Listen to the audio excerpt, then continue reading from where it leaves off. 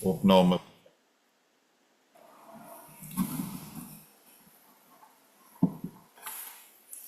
Kom ons bid saam. Ons Vader, wat in die hemel is. Here, ons moet maar leer om te bid. Dit is nie vir ons as mense die mees natuurlike ding nie. Omdat ons sondaar mense is, het ons ook 'n probleem om vrylik en openhartig met U te kan praat. Die Heilige Gees verander ons, die Heilige Gees herskep ons, en die Heilige Gees laat ons weer bid. Maar steeds is dit nodig, dat ons altyd weer daaroor besin, en ook kyk na ons eie gebede, en ons gebedspraktyke. Ons bid dat U ons dan ook in hierdie Bybelstudie sal begelei en sal help om te bid soos wat U dit wil hê, en te bid op so 'n wyse dat dit U vreugde verskaf.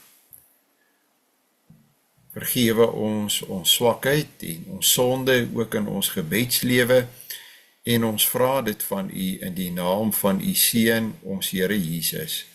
Amen. Goed. Ekskuus tog, ek het nou dalk, ek moet net sien, ek het dalk nou iemand, ek hoop hy het ingekom, net seker maak, ek het al 'n bietjie lank gevat, daar sê, kom ons probeer weer, daar sê.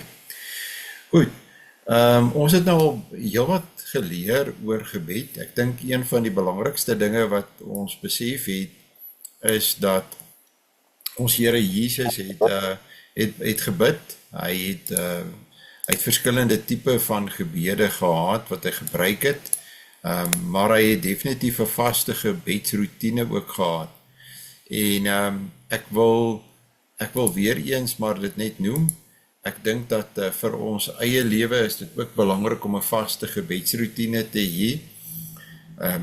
Ek self bid baie verskillende tipe gebede elke dag van my lewe, maar ek weet ook dat daar is ook 'n definitiewe plek in my lewe vir gebed waar ek alleen met die Here praat, en ek hoop dat jy het ook daardie jy skep daardie geleentheid in jou lewe wat jy in gesprek met die Here kan wees. Nou vir my wat maar die beste werk is om 'n tyd te skep baie vroeg in die oggend om dit te doen, en voordat daar te veel beweging is of te veel onderbrekings is, en ek hoop jy doen maar dieselfde, nie noodwendig vroeg in die oggend nie, maar wanneer jy ook al die tyd vind om dit te doen. Ek probeer maar net eintlik daarmee sê dat dit is baie belangrik. Ek dink dan die ander ding wat ons ook besef het, is dat dit uit die aard van die saak belangrik is om reg te bid, en ons het nou al 'n bietjie aandag gegee net in die vorige gedeelte in die korrekte aanspreek van God, en ek dink dit is waar baie mense se lewens en hulle gebedslewens ontspoor, omdat hulle God nie aanspreek soos wat hy ons in die Bybel leer om hom aan te spreek nie. Hulle dink dat enige iets is maar vir hom aanvaarbaar, en hy sal verstaan. So hulle volhard baie keer in 'n aanspreekvorm van God wat foutief is. Hulle het dit verkeerd geleer, en ek dink 'n mens moenie mense gebruik as jou maatstaf. Met ander woorde, iets van die redenasie, my dominee toe ek 'n kind was, het my geleer om te bid, liewe Jesus. En dit kan seker nie te verkeerd wees as almal God aanspreek as liewe Jesus nie. God sal tog verstaan. So wat jy dan eintlik per implikasie sê, is dat jou dominee is die kanon. Jou dominee het nou die gesag van die skrif. En ek dink nie so nie. Ek dink dis waarom die skrif daar is. Ek dink dis waarom die Bybel daar is. Ons almal buig voor die gesag van God se woord. Gaan terug na dit wat die Bybel sê, en as ons teruggaan na wat die Bybel vir ons sê, dan sien ons dat daar word vir ons baie duidelik gesê dat ons God moet aanspreek as ons Vader. Nou, dit was wat ons die vorige keer gesien het, en ek wys net weer op hierdie interessante feit, dat daar is 15 keer plekke in die Ou Testament waar God Vader genoem word, terwyl daar in die Nuwe Testament 170 keer van God gepraat word as Vader. Nou, moet 'n mens sê, maar goed, 15 keer na 170 keer, wat het verander en hoekom het dit verander? En tereg word daarop gewys dat Christus het die groot verandering gebring. Hy maak die verskil. Hy het ons verhouding met ons Vader 'n baie intieme verhouding gemaak, omdat hy ons sonde kom hanteer het, omdat hy vir ons sonde kom betaal het. Nou hou dit nou maar alles in gedagte, dan lees julle saam met my by 2.3, Markus 14 vers 36. En nou ek lees altyd maar 'n bietjie meer, sodat ek die konteks reg kan kry, en hier sal julle sien, dit is die in die tuin van Getsemane, en dan lees ons in vers 32, toe kom hulle, dit is nou die Here Jesus en sy disippels by 'n plek met die naam Getsemane, en Jesus sê vir sy disippels, bly hier sit, totdat ek klaar gebid het. Hy neem toe vir Petrus, Jakobus en Johannes saam met hom. Hy het erg ontsteld en beangs begin word, en sê toe vir hulle, my siel is diep bedroef tot die dood toe, bly hier en waak.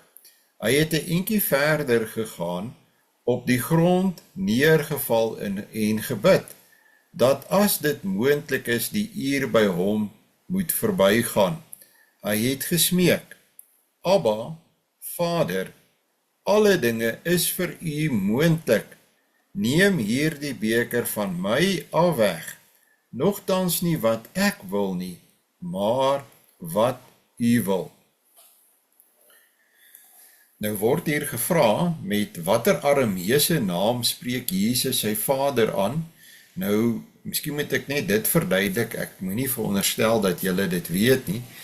Die taal wat die Here Jesus geleer het in sy ouer huis, was Aramees. En nou sou julle sê, maar is dit dan dieselfde as Arabies? Want kyk, die Koran is geskryf in Arabies, nee. En dit is nie dieselfde nie. Aramees is eintlik ook 'n vorm van Hebreeus.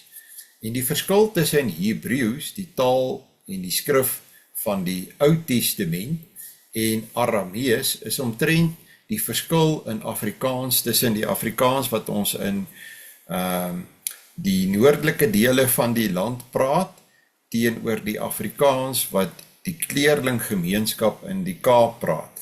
Daar is 'n verskil. Jare gelede het jy die bekende Griekwa psalms gekry wat Hans Du Plessis onder die aandag van die wêreld gebring het. En nou wil ek vir julle sê, dis omtrent die verskil tussen Hebreeus en Aramees. Ons kan die Griekwa psalms lees en waardeer en verstaan, maar eintlik as jy dit spel soos wat daardie mense dit sê, dan is daar nogal verskille, redelike verskille. En dit is maar die verskil ook met Aramees. So in Aramees is die woord vir pa, sou 'n mens dan sê ab. Die woord vir papi is dan Abba. Nou die Here Jesus gebruik hierdie taal. Hy sê vir die Vader, papi, Vader, alle dinge is vir u moontlik. Nou wil ek net dadelik iets hier sê. Ek hoor, veral in charismatiese kringe, dat mense sê sommer bedoelende as hulle verwys na God, vra vir papi. Nou wanneer, ek het nog nooit in my lewe vir my pa gesê papi nie, ek dink hy sal op sy rug val as ek dit vir hom sê. My kinders sê ook nie vir my papi nie, hulle sê vir my pa.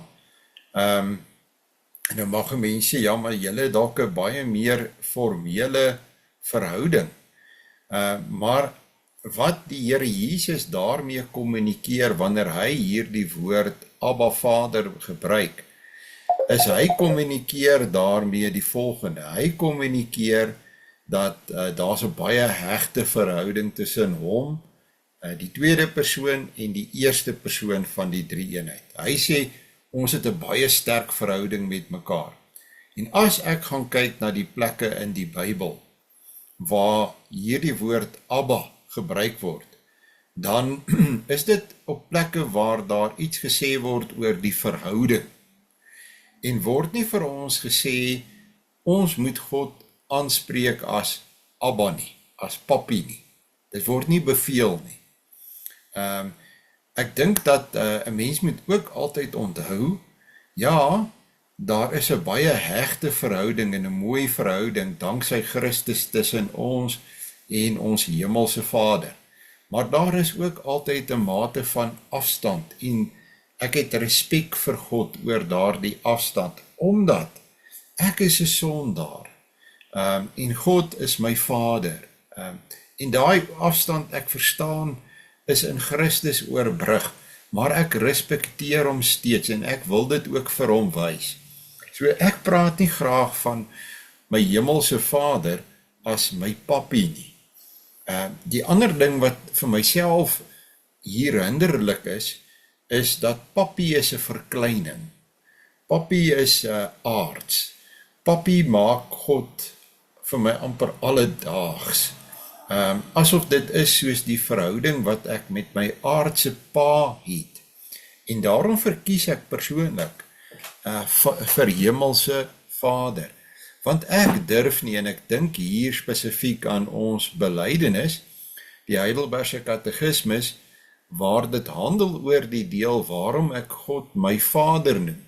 Dan sê ons spesifiek, sodat ek nie van die hemelse majesteit van my hemelse Vader aards sal dink nie. En ek is bekommerd daaroor, dat wanneer mense praat van Abba of papi Vader, dat hulle aards begin dink van ons hemelse Vader. Ek vra net die vraag, waar is die respek vir wie ons hemelse Vader is? Waar is die erkenning? Hoe word dit dan verwoord? Dat ek die erkenning gee aan my hemelse Vader, dat hy hemels en heerlik en majesteit het. Waar is dit? Hoe verwoord ek dit? So, ek probeer maar net, en ek wil nie nou te veel tyd daarop spandeer nie, ek probeer hier sê, ek is nie baie gemaklik, wanneer iemand so bid nie.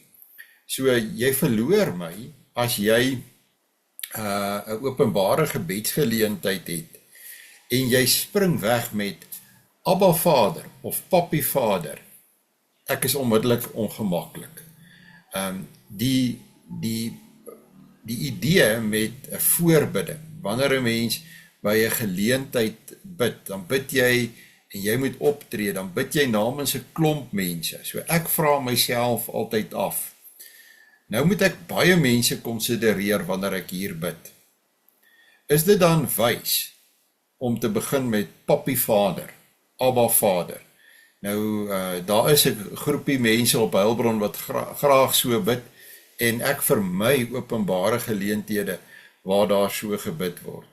Ek het nog nooit 'n probleem gehad, of dat mense na die tyd na my toe gekom het en gesê het, jong, dit is vir my 'n probleem dat jy begin met ons Vader wat in die hemel is nie.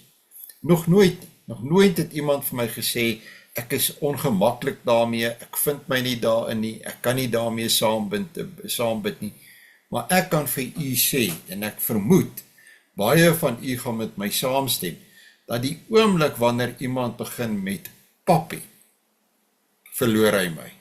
So ek kan nie saambid nie. Jy verloor my, ek kan net so wel huis toe gaan. Want ek identifiseer nie daarmee nie. So hou dit in gedagte as jy by 'n plek moet optree en as jy moet bid, maar goed, ek verstaan wat dit kommunikeer. Dit kommunikeer, dis 'n baie intieme aanspreekvorm. Ek verstaan dit kommunikeer daai gehegtheid, daai intieme band tussen die eerste en die tweede persoon van die drie-eenheid. En teologies noem ons dit die triumviraat, die ewige vrede raad van God, daardie geweldige hegte verhouding tussen Vader, Seun en Heilige Gees. En ek dink die mense wat bid Papi, vergeet 'n bietjie, dat wie is die persoon wat besig is om so te praat? Dit is ons Here Jesus Christus. En ek dink hy verwoord iets van daardie hegtheid. Wat leer die aanspreekvorm oor die eerbied van Jesus se gebede?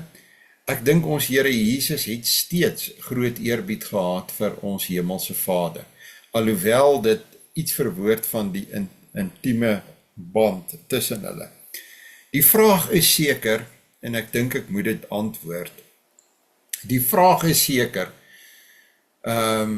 bid ek so in my persoonlike gebede, en ek dink ek het dit ook genoem, ek doen nie, ek het soos van, hoe ek het nou maar sal oordeel, ek het 'n baie hegte verhouding met my hemelse Vader, maar vir my in daardie verhouding staan respek ook voorop, en eerbied en aanbidding en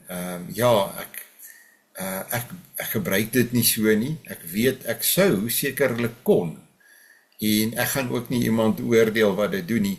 By openbare gebede sal ek dit nie maklik doen nie, omdat ek dit ook nie in my persoonlike gebedslewe doen nie, oor die verduideliking wat ek gegee het. Kom ons lees ook Romeine 8 vers 15 en Galasiërs 4 vers 6. Miskien moet ek net vra, kom ek hoor net gou by julle, hoe dink julle daaroor? Gebruik julle die woord Abba of Papi in julle gebede? En asseblief, ek meen, ons kan hieroor sekerlik ook verskil. Ek dink nie, as jy die vrymoedigheid het, noem dit. Hoe dink julle daaroor? Die van julle wat bereid is om te reageer. Berecht jy? Nee, ek het dit nog nooit gebruik nie, en soos jy sê, ek raak ook maar half ongemaklik daaroor, want ek het familie wat dit doen, skoonfamilie, en dit is maar altyd vir my ook 'n ongemaklikheid, so ons gebruik dit glad nie. Ja, jy sien, ek wonder of dit 'n dopper ding is. Ons het nie so, jy weet, ek het nie geleer om so te bid in my ouerhuis nie. Frans sê ook, nee, hy word ook maar ongemaklik as mense dit so doen. Ek stem saam, jy weet, ek dink ons sit hier met 'n situasie van dit ons raak maar 'n bietjie ongemaklik daarmee. En ja, die ander van julle, hoe sien julle dit?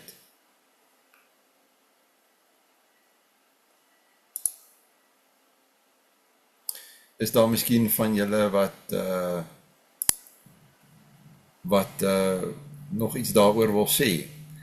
Ek vermoed dat julle vind julle waarskynlik maar in dit wat ons ook sê, hier is nog iemand, ja, ook maar ongemaklik daarmee, sê Celia. Ja, jy sien, dis nou typies van ons doppers dalk, ek weet nie, iemand gaan dalk sê, ja, julle is 'n klomp typiese doppers, ek weet nie, maar ja, ek dink ons verstaan, en ek wou maar net gehoor het by julle, ek wou dit net dankbaar teenoor julle, of julle dit ook maar beleef soos ek. Goed, wat leer hierdie aanspreekvorm oor die liefdevolle volheid van Jesus se gebed? Lees ook Romeine 8 vers 15 en Galasiërs 4 vers 6. Hier gaan dit nou oor liefdevolle volheid. Nee, mooi begrip. Julle het immers nie 'n gees ontvang wat verslawing bring, sodat julle weer bang hoef te wees nie. Nee, julle het die Gees ontvang wat bevestig dat ons tot kinders aangeneem is en deur hom roep ons Abba Vader. Die Gees self getuig teenoor ons gees dat ons kinders van God is. Nou hier is natuurlik 'n baie bekende uitspraak van Paulus, waar hy sê dat dit is juis onder leiding van die Heilige Gees dat ons roep Abba Vader. En ek dink hy beklemtoon daar die openhartigheid, die intieme aard van die verhouding. Ek dink nie hy sê daarmee dat ons moet dit so doen nie. Goed, en dan ook Galasiërs 4 vers 6. En omdat julle sy kinders is, het God die Gees van sy Seun uitgestuur tot in ons harte, en die Gees wat roep, Abba Vader. Hoe ek hierdie deel verstaan is, dat kyk hier in my hart, hier weet ek het hier die intieme, hegte, oop verhouding met my Vader, en wanneer ek my Vader aanroep, is daar hierdie konneksie, 'n baie intieme, kosbare konneksie met my Vader.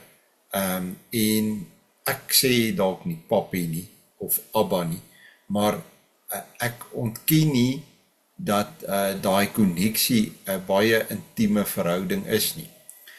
Die probleem ontstaan, en ek dink Bregtie het net nou daarna baie mooi verwys.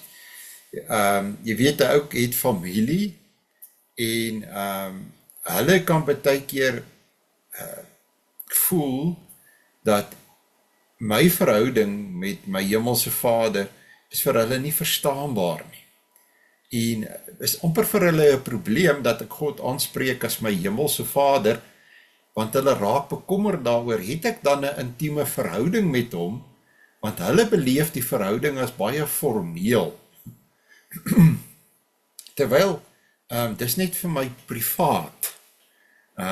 Dis vir my baie diep privaat ook. Dit is nie net openbaar nie. En in daai opsig is ons nie almal dieselfde nie.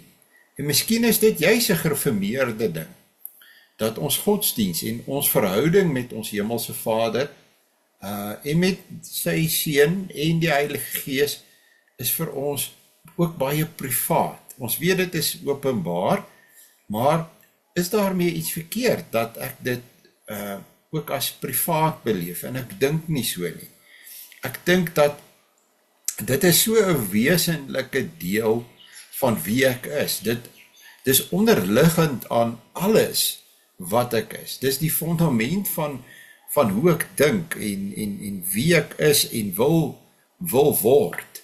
Dat dit is deel van my diepste weefsel. En daarom is dit ook vir my kosbaar en privaat. En daarom loop ek nie daarmee te koop nie. Ek wil dit nie noodwendig vir almal demonstreer nie. Ek sal vir mense dit wys dat dit daar is. Maar ek wys nie noodwendig die intiemste besonderhede nie. 'n voorbeeld. 'n Mens wys tog nie die intiemste besonderhede van jou huweliksverhouding vir die hele wêreld nie. Is dit nie? Daar is ook altyd aan jouself en aan jou persoon aspekte wat privaat is. Jy wys dit tog nie vir die hele wêreld nie.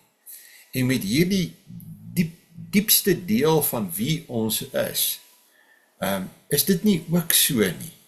Want nie almal in die wêreld is betroubaar met daardie private inligting nie.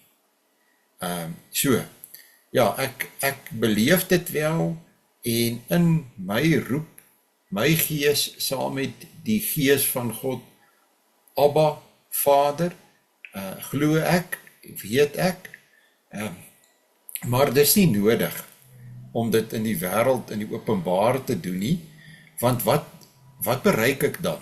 is ek dan opreg daarin, as ek 'n punt daarvan maak om my vader aan te spreek as papi?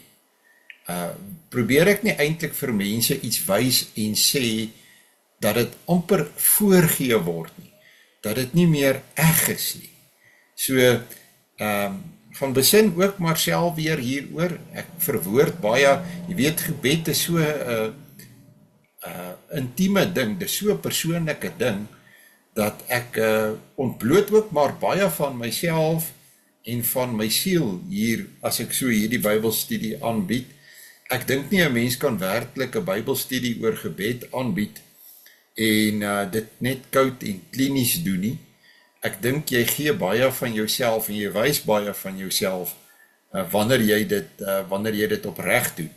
So, en weer eens, soos ek sê, ek is heeltemal bereid om te sê, met ander is dit dalk anders.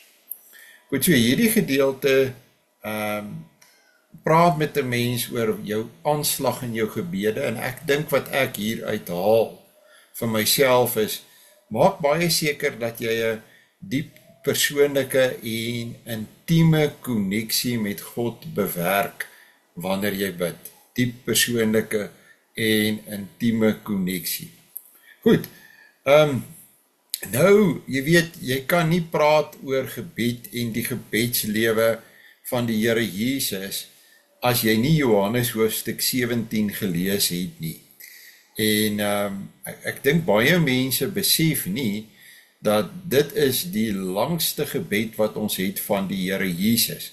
As jy praat van die gebede van ons Here Jesus, dan dink mense onmiddellik aan die Onse Vader, en hulle beleef Johannes 17 dalk net as 'n hoofstuk in die Bybel. Maar hier is die langste gebed en 'n baie belangrike gebed. Dis 'n gebed wat die Here Jesus as het ware bid op die vooraand van sy offer hier op aarde, dit die kritiese moment van sy versoeningswerk gaan aanbreek.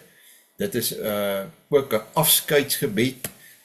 So daar's baie aspekte aan die gebed, en ons moet hom nou heeltemal lees, en ek gebruik hier, as ek reg onthou, die 2020 Afrikaanse vertaling van die Bybelgenootskap.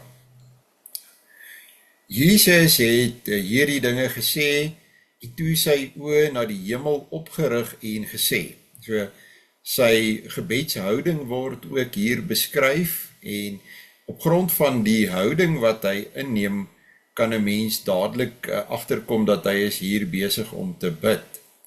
Vader, die uur het aangebreek. Verheerlik u seun, sodat die seun u kan verheerlik, net soos u aan hom gesag oor die hele mensdom gegee het, sodat hy aan elkeen wat u aan hom gegee het, die ewige lewe kan gee. En dit is die ewige lewe, dat hulle u ken, die enigste ware God, en ook hom wat u gestuur het, Jesus Christus. Ek het u op die aarde verheerlik deur die werk te voltooi wat u aan my gegee het om te doen. En nou, Vader, verheerlik my by u met die heerlikheid wat ek by u gehad het voordat die wêreld bestaan het. Ek het u naam bekend gemaak aan die mense wat u my uit die wêreld gegee het. Hulle het aan u behoort en u het hulle aan my gegee en hulle het u woord gehoorsaam. Nou weet hulle dat alles wat u my gegee het van u kom. Die woorde wat u my gegee het, het ek aan hulle gegee en hulle het dit aanvaar en werklik besef dat ek van u afgekom het. En hulle het geglo dat u my gestuur het. Ek bid vir hulle. Ek bid nie vir die wêreld nie, maar vir hulle wat u aan my gegee het, omdat hulle aan u behoort. En alles wat myne is, behoort aan u, en wat aan U behoort is myne, en in hulle is ek verheerlik. Ek is nie meer in die wêreld nie, maar hulle is nog in die wêreld, en ek kom na U, Heilige Vader. Bewaar hulle wat U aan my gegee het in U naam, sodat hulle net soos ons een kan wees. Toe ek by hulle was, het ek hulle wat U aan my gegee het in U naam bewaar. Ek het hulle ook beskerm, en niemand van hulle het verlore gegaan nie, behalwe die seun van die verderf, sodat die skrif vervul sou word. Maar nou kom ek na U. Ek sê hierdie dinge terwyl ek in die wêreld is, sodat hulle my blydskap volkome in hulle kan hê. Ek het aan hulle U woorde gegee, maar die wêreld het hulle gehaat, omdat hulle nie van die wêreld is nie, net soos ek nie van die wêreld is nie. Ek bid nie dat U hulle uit die wêreld moet wegneem nie, maar dat U hulle van die bose bewaar. Hulle is nie van die wêreld nie, net soos ek nie van die wêreld is nie. Heilig hulle deur die waarheid. U woorde is die waarheid. Net soos U my in die wêreld ingestuur het, so het ek ook hulle in die wêreld ingestuur. En terwille van hulle heilig ek myself, sodat hulle ook deur die waarheid geheilig kan wees. Ek bid egter nie net vir hulle nie, maar ook vir die wat deur hulle woorde in my glo, dat hulle almal een kan wees, net soos U, Vader, in my is, en ek in U, en dat hulle ook in ons kan wees, sodat die wêreld kan glo dat U my gestuur het. En ek het die heerlikheid wat U aan my gegee het aan hulle gegee, sodat hulle een kan wees, net soos ons een is. Ek in hulle en U in my, sodat hulle volledig een kan wees, en die wêreld kan weet dat U my gestuur het en hulle liefgehad het, net soos U my liefgehad het. Vader, ek wil hê dat waar ek is, hulle wat U my gegee het, ook saam met my kan wees, sodat hulle my heerlikheid kan sien, die heerlikheid wat U my gegee het, omdat U my van voor die grondlegging van die wêreld liefgehad het. Regverdige Vader, die wêreld ken U nie, maar ek ken U, en hulle weet dat U my gestuur het. En ek het U naam aan hulle bekend gemaak, en ek sal dit verder bekend maak, sodat die liefde waarmee U my liefgehad het, in hulle kan wees, en ek in hulle. Goed, nou is die eerste vraag oor watter onderwerp gaan Jesus se gebed in verse 1 tot 8. Kom ons gaan kyk. In verse 1 tot 8 lees ons dat die Here Jesus sê, Vader, die uur het aangebreek, so hy sê, hy weet die oomblik het nou gekom, dat hy die werk moet voltooi, wat die Vader vir hom gegee het, en hy sê dat hy doen dit vanuit 'n posisie van autoriteit en mag wat die Vader aan hom gegee het. Met ander woorde, hy het beheer van hierdie oorgawe van homself. Hy sê, en dit is die ewige lewe, dat hulle U ken. Mag dit dan nou wees dat hierdie mense die belangrikheid van hierdie offer en die oorgawe ook verstaan, as dat dit maak vir ons as mense die pad oop, sodat ons God kan ken, dat ons 'n verhouding met ons hemelse Vader kan hê, en dat ons dit koester en dat dit vir ons belangrik is en dat ons die deur wat ons Here Jesus vir ons oopmaak, om ons Vader te ken, dat ons dit ook gebruik, dat ons deur daardie deur stap na ons Vader toe. En nou Vader, verheerlik my by U met die heerlikheid wat ek by U gehad het, voordat die wêreld bestaan het. Ek glo dat die Here Jesus bid oor dit wat vir hom voorlê, maar ook uiteindelik vir sy herstel in die hemele. Ek het U naam bekend gemaak aan die mense wat U my uit die wêreld gegee het. Hulle het aan U behoort en U het hulle aan my gegee en hulle het U woord gehoorsaam. Die Here Jesus was bestem vir hierdie werk, maar daar is ook mense wat deur God ons Vader uitverkies is om die belangrikheid van ons Here Jesus se werk te glo en aan te neem. Nou weet hulle dat alles wat U my gegee het van U kom. Die woorde wat U my gegee het, het ek aan hulle gegee. Hy lewer dus hier ook verslag van dit wat hy gesê het, dit wat hy geleer het, dit wat hy gedoen het. En hy kyk ook vooruit na die vervulling en die voltooiing van die werk wat hy hier op aarde kom doen het. Is daar iets anderste wat julle kan sien waaroor dit handel in hierdie eerste 8 verse? En dit is heeltemal moontlik, want ek dink dit is baie ryk. Ek het eintlik maar 'n baie kort opsomming gegee van wat ek dink hier staan in hierdie eerste 8 verse wat ons Here Jesus bid. Wat het vir julle uitgestaan in hierdie eerste 8 verse? Is daar ietsie wat julle wil deel, wat vir julle dalk uitgestaan het?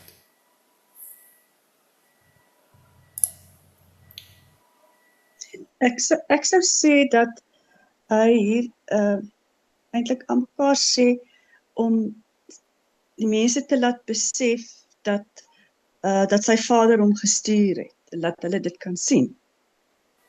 Ek dink jy is reg. Ek dink inderdaad, en ek het dit nie genoem nie, dat die Here Jesus sê dat hulle besef hy het 'n goddelike sending gehad en dit erken. En dit word 'n kritiese punt hierna, want daar is natuurlik baie mense wat nie sy goddelike sending erken het en aanvaar het nie.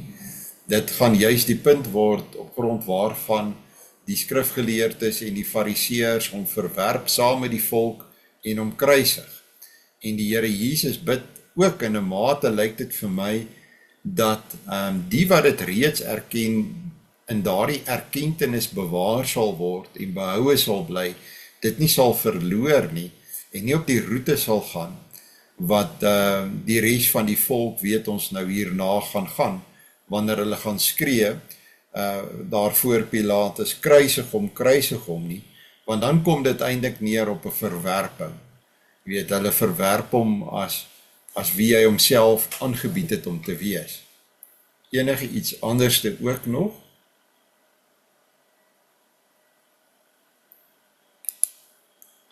Goed, ja, dit is ingrypend, die gebed raak 'n mens altyd nogal diep. Waarom dink jy dat dit gepas is dat hy hierdie gebed op hierdie manier begin? Nou, hoe het hy hierdie gebed begin? Kom ons kyk net gou weer, dat ons net seker maak, ons weet hoe hy die gebed begin.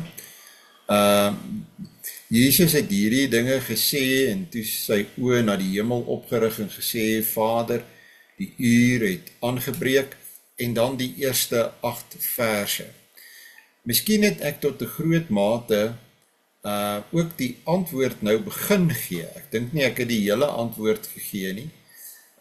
Ek dink vir wat hierna voorlê, is dit 'n baie treffende begin, want die Here Jesus kom by die hart uit van wat jy op daardie stadium, jy moes hom as die gestuurde met 'n goddelike opdrag, jy moes hom as die Messias aanvaar.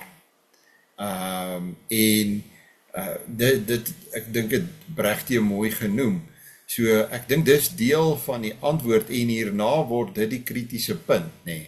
Hy word deur die teoloë en deur die Joodse raad wat bestaan het uit teoloë uit, word dit in twyfel getrek, dit word verwerp. Hy is nie vir hulle die Messias nie.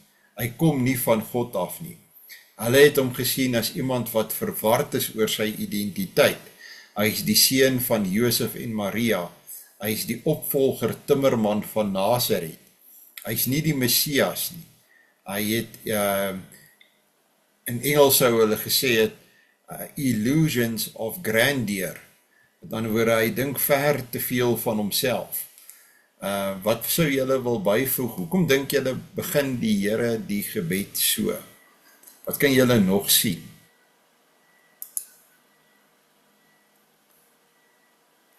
Enige iets wat iemand wil byvoeg moontlik?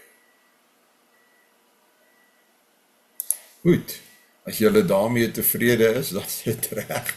'n Mens leer geweldig baie, moet ek sê, uit hierdie gebed uit, en dan word daar gevra, oor watter onderwerp bid Jesus in verse 9 tot 19. So dis hierdie middelgedeelte van hierdie gebed, waaroor bid hy in verse 9 tot 19. So 'n mens kom agter, en dit het ons al reeds gesien, ook by die Onse Vader, dat die gebede van ons Here Jesus is gestruktureer. Daar is 'n inleidende of 'n aanhef gedeelte, soos met die Onse Vader, dan is daar 'n liggaamgedeelte, 'n middelgedeelte en 'n afsluiting. Goed, so hy sê, dis duidelik dat die middelgedeelte, lyk dit vir my, is 'n gebed waar hy fokus op die kerk. Ek dink dit is juis hoekom hierdie gebed die bekend staan as die hoëpriesterlike gebed, omdat die hoëpriester altyd voorbidding gedoen het, en hier lyk dit asof die Here Jesus dan nou voorbidding doen vir sy kerk. Soos wat hy sê, ek bid vir hulle, en die hulle is sy kerk. Ek bid nie vir die wêreld nie, maar vir hulle wat U aan my gegee het, omdat hulle aan U behoort. En alles wat myne is, behoort aan U, en wat aan U behoort is myne, en in hulle is ek verheerlik. So die Here Jesus sê, hierdie mense behoort reeds aan die Vader. Natuurlik is dit omdat God se woord en belofte so vas is, dat die wat hy uitverkies het, sal hy ook regverdig. Al is dit so dat ons Here Jesus moet nog hierna aan die kruis sterf en formeel betaal, is dit gewis en seker en vas, dat dit 'n realiteit sal wees. En daarom is hulle reeds in die Vader en aan die Vader gegee danksy Christus. En dit bevestig natuurlik ook Christus se goddelike natuur, dat hy waarlik God is, want as hierdie mense, as kerk, sy mense, aan hom behoort, en hulle behoort aan sy hemelse Vader per implikasie, dan sê dit, hy moet waarlik God wees. Ek is nie meer in die wêreld nie, maar hulle is nog in die wêreld, en ek kom na U, so die Here Jesus het ook duidelik geweet hoe die pad loop. Heilige Vader, bewaar hulle wat U aan my gegee het in U naam, sodat hulle net soos ons een kan wees. Nou, dis 'n kritiese punt hierdie, en ek verwys ook nogal daarna in eerskomende Sondag se preke. Daar lê natuurlik vir hierdie kerk, hierdie baie jong kerk van ons Here Jesus, 'n geweldige stuk ontnugtering voor, wanneer hy kort hierna in hegtenis geneem word, verhoor word, gekruisig word, sterf, en die evangelies gee vir ons baie duidelike en treffende beskrywing van wat alles met hierdie disippels gebeur, wat hulle beleef, hoe hulle daarop reageer. Toe ek by hulle was, het ek hulle wat U aan my gegee het in U naam bewaar. Ek het hulle ook beskerm, en niemand van hulle het verlore gegaan nie, behalwe die seun van die verderf, sodat die skrif vervul sou word. So dit kon wees, dat hierdie hoëpriesterlike gebed van die Here Jesus gebid is nadat Judas vertrek het. Met ander woorde, na die gebeure in die bovertrek. Dit kan moontlik wees, want dit word hier so gestel asof dit reeds gebeur het. Maar nou kom ek na u, ek sê hierdie dinge terwyl ek in die wêreld is, sodat hulle my blydskap volkome in hulle kan hê. Ek het aan hulle u woorde gegee, maar die wêreld het hulle gehaat, omdat hulle nie van die wêreld is nie, net soos ek nie van die wêreld is nie. Ek bid nie dat u hulle uit die wêreld moet wegneem nie, maar dat u hulle van die bose bewaar. Hulle is nie van die wêreld nie, net soos ek nie van die wêreld is nie. Heilig hulle deur die waarheid, u woorde is die waarheid, net soos u my in die wêreld ingestuur het, so het ek ook hulle in die wêreld ingestuur, en terwille van hulle heilig ek myself, sodat hulle ook deur die waarheid geheilig kan wees. So hoe dit vir my lyk, hierdie is absoluut voorbidding, en wat dit vir my ook wys is, dit is vir my 'n voorbeeld van die gebedsmiddelaarswerk van ons Here Jesus, en hy verwys ook daarna. Hy doen dit ook op ander maniere in hierdie tyd. Hy maak melding van gebede vir sy disippels, waarin en hy verwys net baie kort daarna, julle sal Sondag ook hoor, dat hy vir hulle as 'n gebedsmiddelaar ingetree het. Vir individue, maar hier dan, nou het ons sy gebedsmiddelaarswerk in daardie tyd, met 'n hele gedeelte, 'n groot gedeelte van 'n gebed, waar hy as gebedsmiddelaar intree vir sy baie jong kerk. Goed, sien julle dit? Is daar iets wat julle wil byvoeg? Het julle al so daaroor gedink? Sien julle dit so? Maar as enige van julle kan reageer, julle moet tog nie skaam wees nie. Maar ek dink julle doen, julle sou sekere vrae gevra het, of nog 'n opmerking gemaak het, enige ander opmerkings oor hierdie middelgedeelte van die gebed in Johannes 17?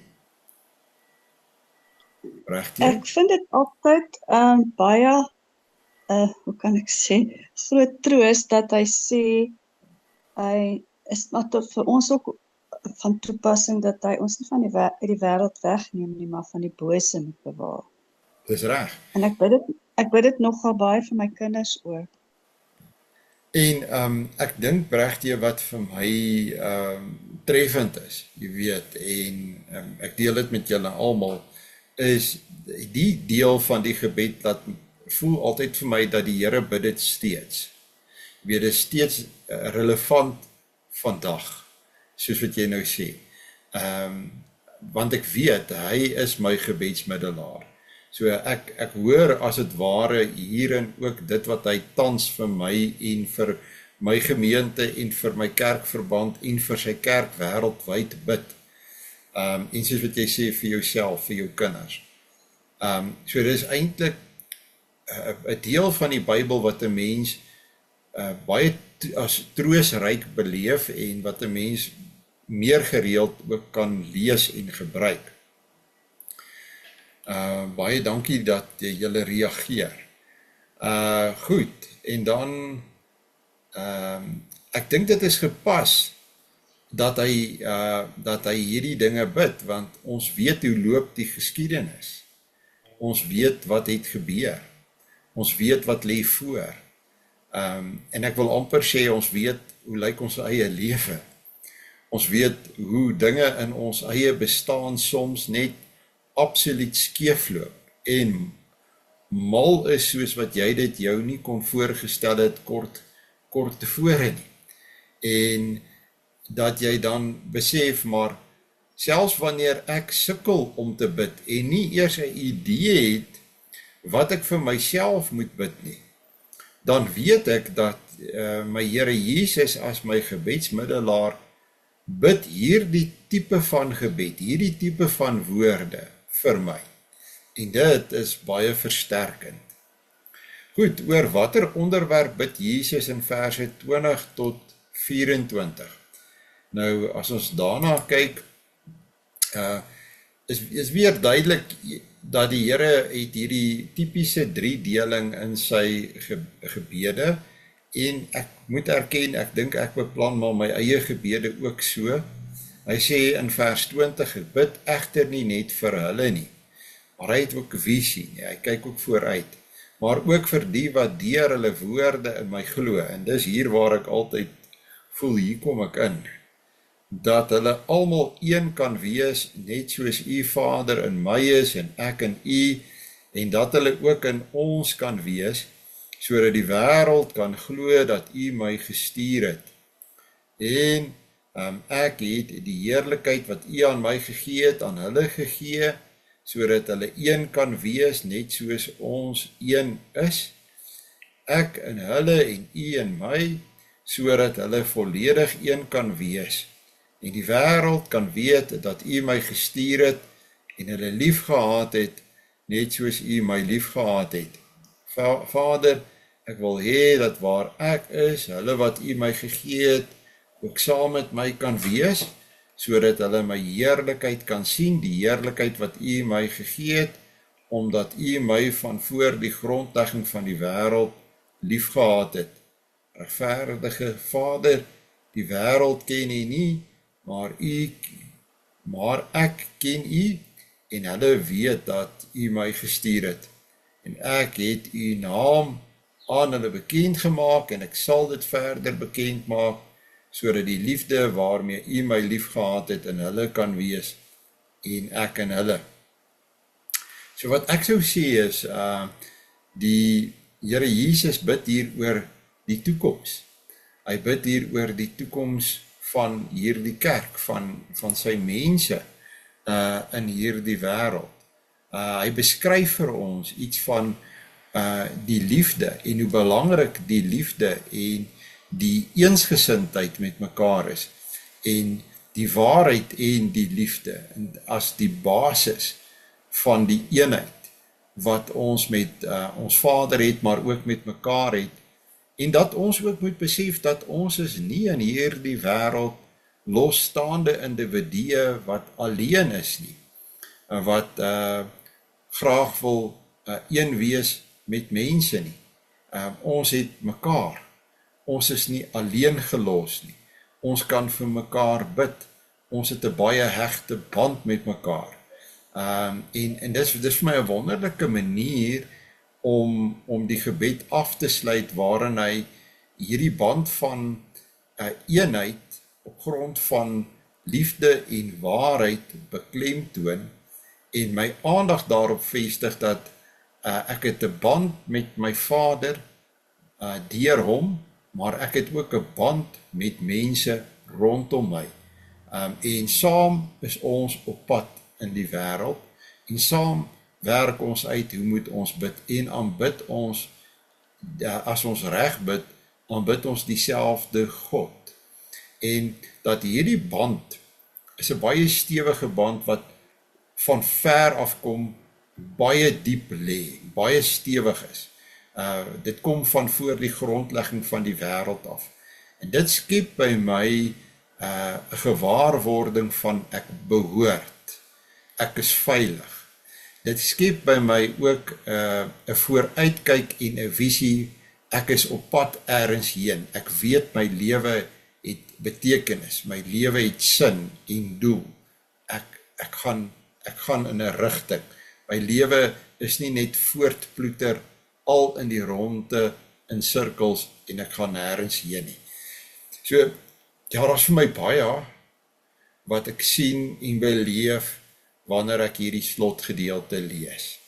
Enige opmerkings van enige van julle se kant af?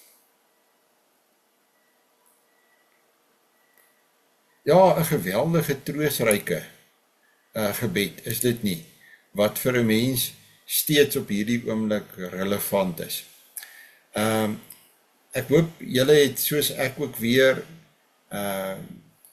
baie geleer.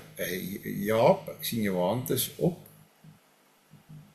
Tommy, ek wil net hierso teruggaan na die begin van die hoofstuk toe, wat gaan oor die gebed, waar hierdie gebed weer eens beskryf word as die grootste, of grootste, of die verheerliking, ek weet nie wat se regte naam daarvoor van hierdie gebed nie.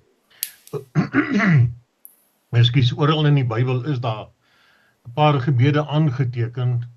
As ons kyk na Salomo se gebed in 1 Konings 8, Abraham se gebed in Genesis 18, ons kyk na Moses se gebed in Exodus 32.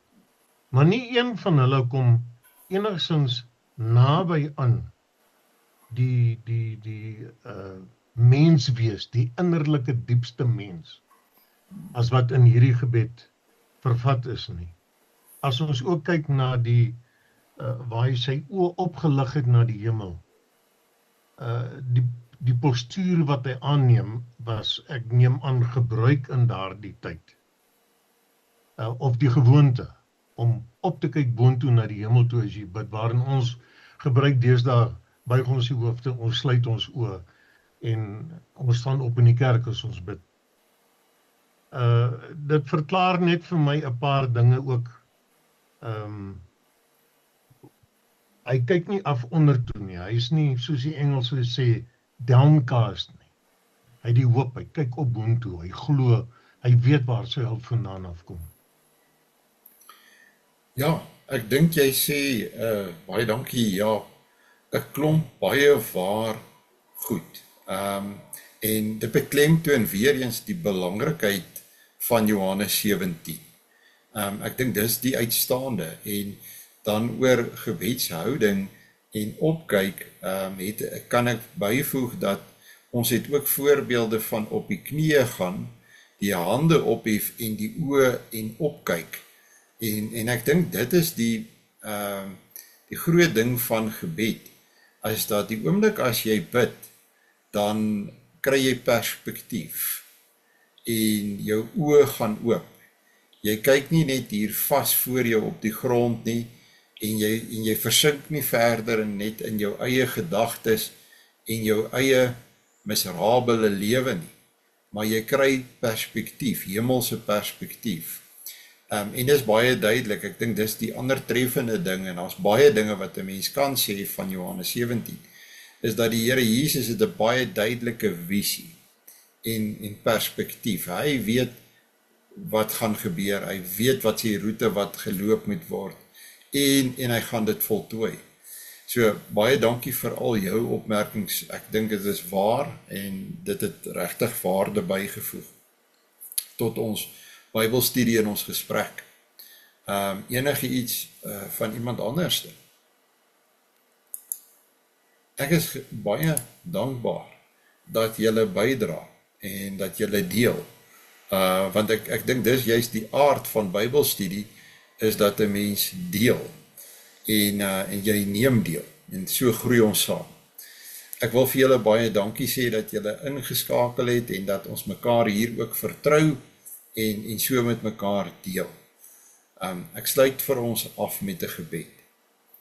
Ons Vader wat in die hemel is, U ken ons lewe, U ken ons harte, U weet waar ons is, waarmee ons worstel, op watter punt ons lewens is. Ons Here, verseker ons dat net soos wat U daar was om te luister na U seun, toe hy hierdie woorde gebid het wat ons nou in die Bybel lees, dat U ook by elkeen van ons is om te hoor wat ons bid, en dat net soos wat U seun sekerheid gehad het dat hy verhoor word, bid ons dat U aan ons dieselfde sekerheid sal gee dat ons ook verhoor word. Ons bid, Here, dat U in ons lewe dus teenwoordig sal wees. Ons vra dat U ons dan verder sal lei in hierdie dag, en ons vra dit van U in die naam van ons Here Jesus Christus. Amen.